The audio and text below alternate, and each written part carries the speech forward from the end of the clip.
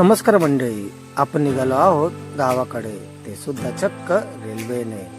आपण पकडणार आहोत छत्रपती शिवाजी महाराज टर्मिनल्स मडगाव मांडवी एक्सप्रेस, जिची वेळ आहे पनवेलला येण्याची सकाळी 8:30 वाजता. पण आज ही 2 तास उशिराने धावत आहे आणि ती पनवेलला पोहोचली आहे 10 वाजता. अशी फारशी या गाडीला गर्दी नाही, कारण आपण निघालो आहोत मे महिन्याच्या अखेरीला. त्यामुळे गावाकडून मुंबईला येण्याची गर्दी दिसते. आपण जात आहोत रायगड जिल्ह्यातून. तेथील ही एक मजली विटांचे बांधकाम असलेली पत्र्याची घरे, त्यापुढे असलेले हिरवगार जमीन पाहायला मिळते. रायगड जिल्ह्यात आपणास जास्त प्रमाणात ताडाची झाडे पाहायला मिळतात. घरे सर्व जवळजवळ असल्यामुळे भरल्यासारखे वाटते. तेथील शेती 12ही महिने वेगवेगळ्या भाजीपाल्याचे उत्पन्न घेत असते.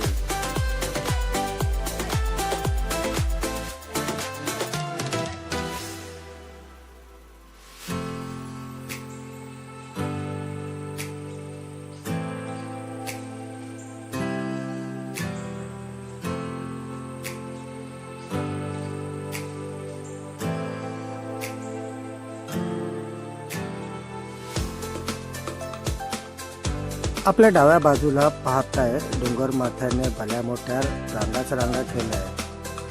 हिरवी झालेली डोंगर माथ्यांच्या कडा जणू काही आपल्याकडे लक्ष देत आपल्याकडे पाहतच आहे. काही डोंगर एवढे भव्य आहेत की ते संपत नाही. असे हे विशाल डोंगर पाहून जणू काय एखादे वन्यजीव आपली छाती फुलवून उभे राहिले आहे.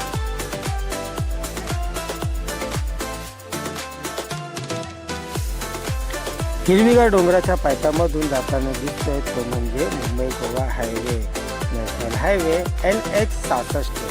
याचे चौपदरी रस्त्याचे काम बऱ्याच ठिकाणी पूर्ण झालेले दिसते. काही भागांमध्ये थोडेसे काम तसे बाकी आहे.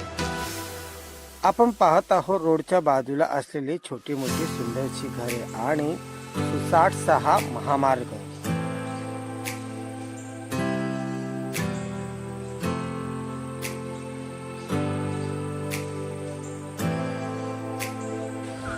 शांतचित्त बसून नुसते निसर्गाने बनवलेले निसर्गमय परिसर व त्यातील वातावरण पाहत राहण्यासारखे वाटते.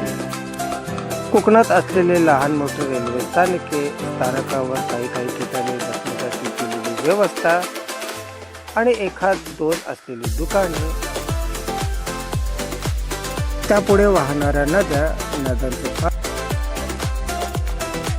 नद्यांवर असलेले ब्रिज व दूरवर पाहावयास मिळते ते म्हणजे डोंगर रांगा व घनदाट वने, जे आपले लक्ष त्यांच्याकडे केंद्रित करत आहे. आपण पोचलो आहोत समेश्वर तालुक्यामध्ये. ही आहे समेश्वर तालुक्यातील बाव नदी. ही नदी एवढी मोठी आहे की ती निम्मा रस्त्याच्या कडेनच वाहते. ही एकमेव नदी आहे की ती मुंबई गोवा हायवेला लागून आता समेश्वर तालुका पार करते.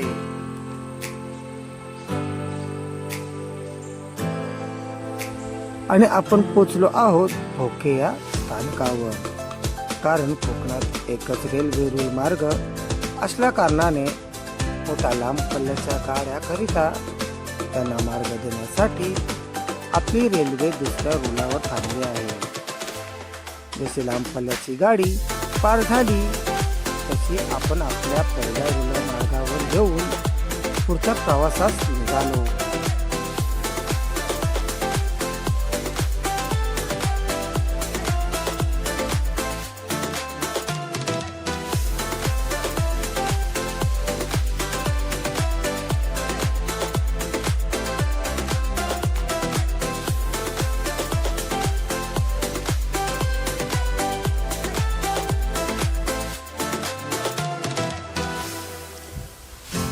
सुंदरसे लाल चिऱ्यांचे भरगच्च वनामध्ये असलेले स्वच्छ व सुबक असे हे भव्य दिव्य सुंदरसे मंदिर आपले मन छन्न करून टाकते. या सुंदरशा वनामध्ये बरेचसे रहस्य लपलेले आपणास पाहावयास मिळते.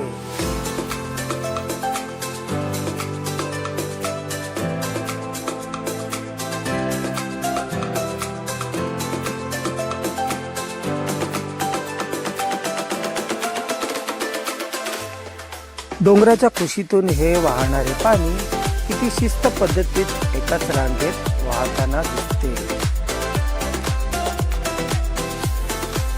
पाण्याचा एवढा भला मोठा लोंढा पाहून जणू काही शंकराच्या पिंडीवर दुधाचे अभिषेक होते असे भास आपणास जाणवते.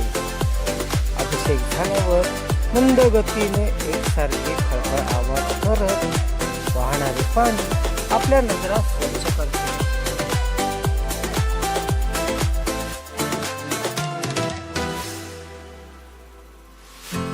टप्प्याटप्प्यात वाहत असलेले डोंगरातून निघालेले हे निर्मळ जल आपल्या नजरा वर करण्यास भाग पाडते.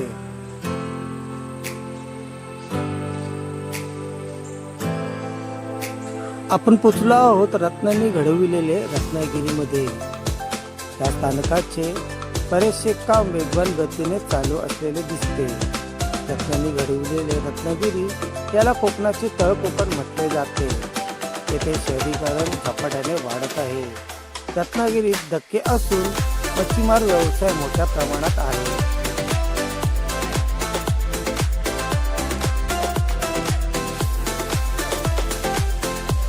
आणि हे आहे रत्नागिरी शहर. निसर्गाच्या सानिध्यातून मार्ग काढत कोकण रेल्वे पोहोचणार आहे माझ्या शेवटच्या स्थानकावर म्हणजेच लांजा तालुक्यातील आडवली या रेल्वे स्थानकाकडे. कोकण रेल्वेशी सुंदरशी निसर्गमय वातावरणाच्या प्रवासात मी पोहोचलो आडवली रेल्वे स्थानकावर.